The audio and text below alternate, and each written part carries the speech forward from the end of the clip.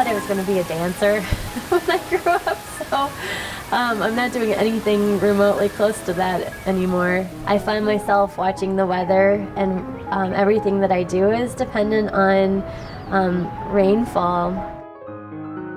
My father was a farmer, and I remember him always talking about the weather.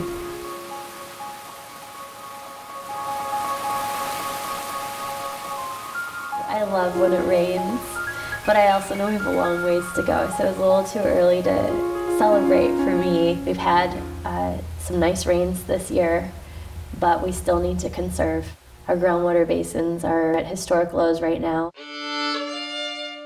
When Kachuma is filling, I will be celebrating. Until then, we're still in a drought. That's actually how we mark the beginning of a drought, is when Kachuma stops spilling. So the last time was May of 2011, and that's when we started watching, okay, this could be the beginning of the drought, and usually 1 or 2 dry years don't constitute a drought. By the 3rd year, we were all statewide declaring drought.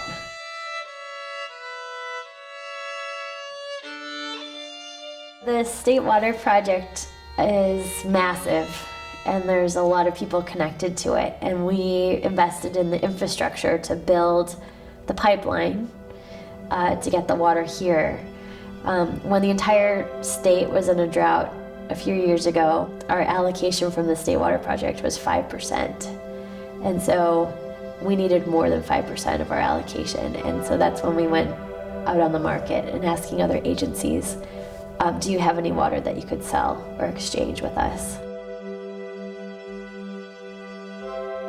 So that's how we entered into various supplemental water purchase agreements. It really was our lifeline in this drought, so it did serve its purpose, but then we do have some water debt that we'll have to pay back over time.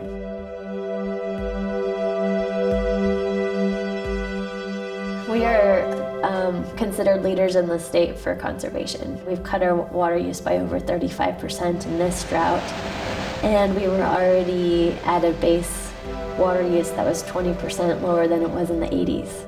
It's over 50% reduction from where we were in the 80s.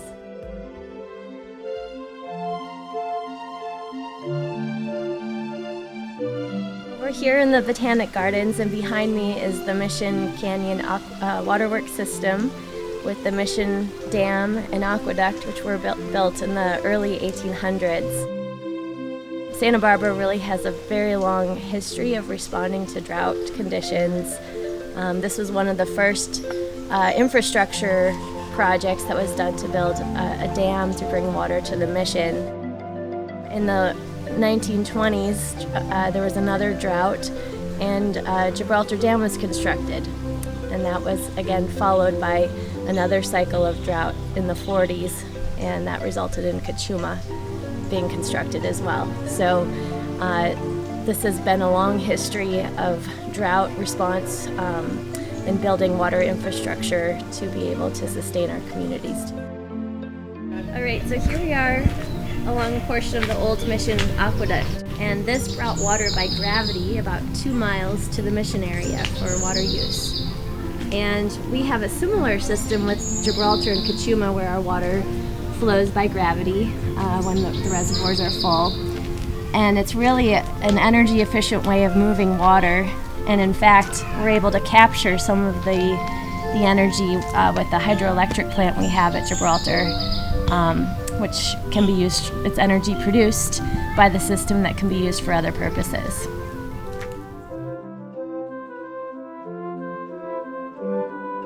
I think with the drought, it's somewhat of a slow-moving emergency, and it's been going, and you don't know when it's going to end. So that's where the feeling of running a marathon comes in. For this year, we're it's probably 30% desal, 30% state water, 30% groundwater, and I think the rest is recycled water. There's not going to be any silver bullet. I think having a diverse water supply mix is really important for sustaining all the challenges that we're going to face.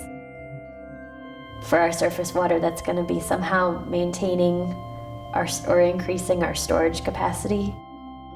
Throughout the state, for surface water, we've got a challenge with sedimentation that's occurring in our reservoirs. 50 years from now, there's going to be a lot of siltation that's occurred. If you want to get into water, there is no shortage of work to do.